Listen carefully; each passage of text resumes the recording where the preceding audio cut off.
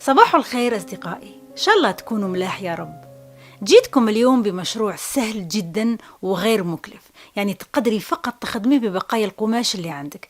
أي قماش تقدري تخدمي به. رايحين نخدموا وسادات القطط. هذه الوسادات يستعملوهم بزاف في الغرب، لأنهم من عشاق الحيوانات ويعطوهم حقوقهم، يعني حتى أكثر من اللازم أحيانا. فالقط عندهم يرقد على وسادة خاصة به، يعني مشي كما احنا يرقد وين جات.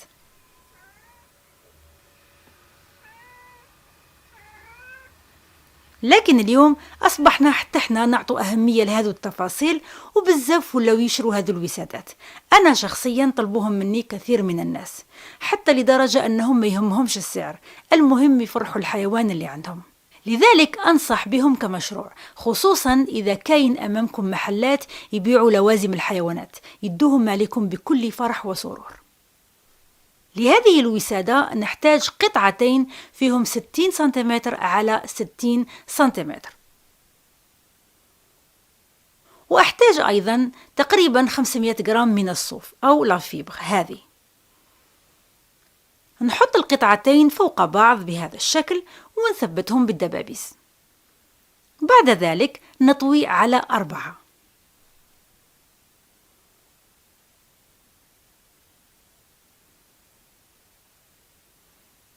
نجي الآن من الزاوية هذه ونحسب 29 سنتيمتر ونعين نقطة.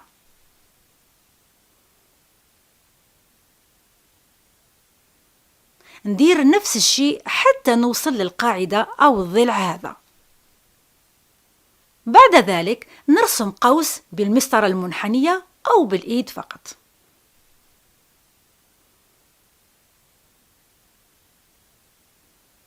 بعد ما رسمت القوس نروح نقص من الفوق.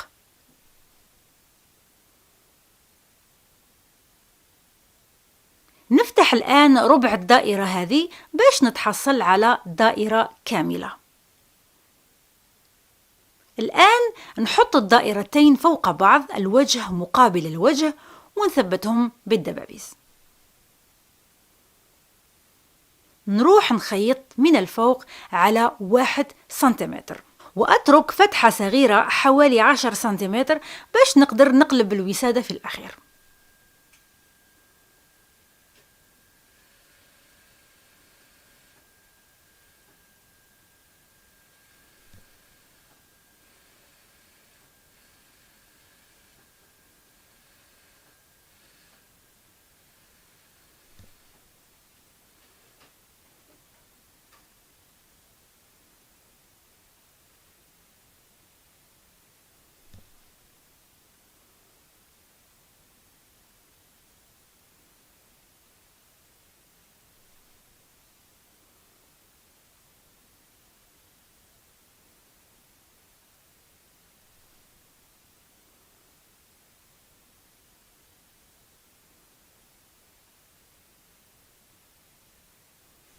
بعد ما قلبتها وكويتها مليح، نروح الآن نرسم دائرة أخرى في الوسط.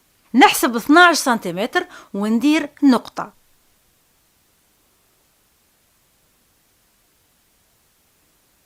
نفس الشيء على كامل الوسادة بهذا الشكل. الآن نرسم الدائرة باستعمال المسطرة المنحنية أو باليد، يعني اللي تقدر.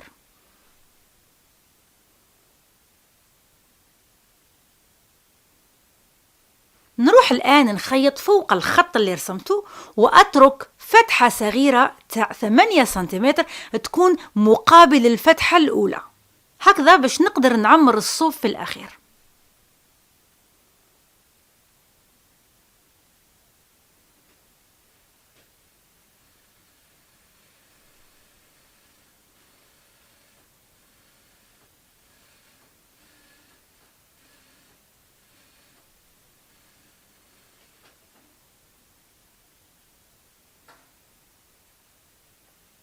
بعد ما خيطها نروح الآن نعمر الوسادة في الدائرة الصغيرة، يعني اللي راهي في الوسط بهذا الشكل.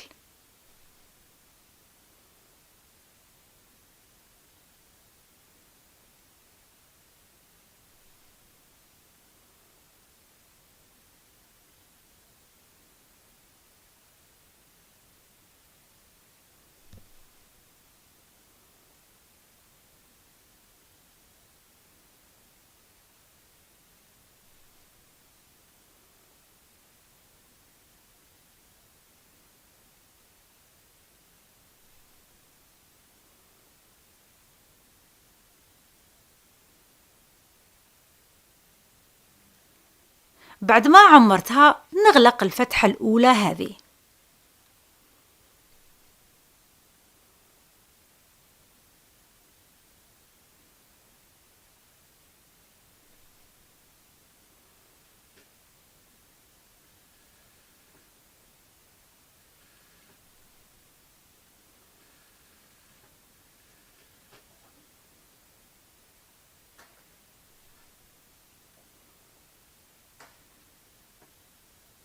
الآن نعمر الجزء المتبقي من الوسادة، لكن هنا نجرب نعمر أكثر من الوسط، يعني يكون منفوخ أكثر من الجزء الأول.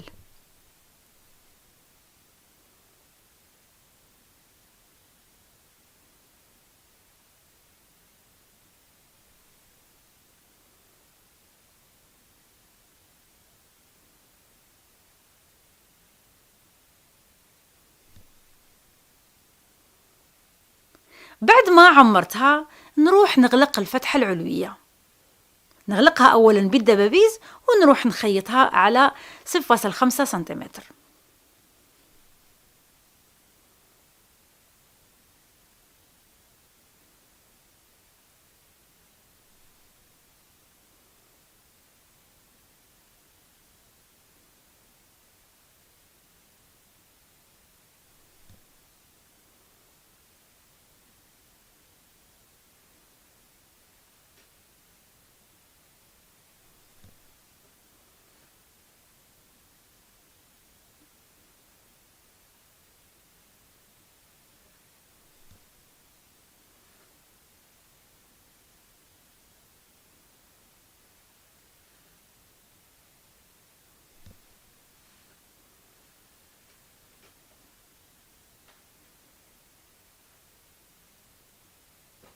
وهكذا نكون تحصلت على وسادة جميلة ومفيدة ويفرح بها القط كثيرا. نروح الآن لسعر البيع. رايحة نعطيكم حق اليد فقط، وأنتي قيمي شحال السلعة اللي استعملتيها. في حال بعتي وسادة واحدة أو اثنين يعني لزبونة تحسبي حق اليد 40,000 حتى 50,000. لكن إذا بعتي كمية معتبرة لمحل خاص فهنا تحسبي له 25 أو 30,000 للوحدة. ودائما نقولكم السعر انت اللي تقدري تحديه، يعني أنا نعطيكم أسعاري الخاصة لكن انتم شوفوا واش يساعدكم.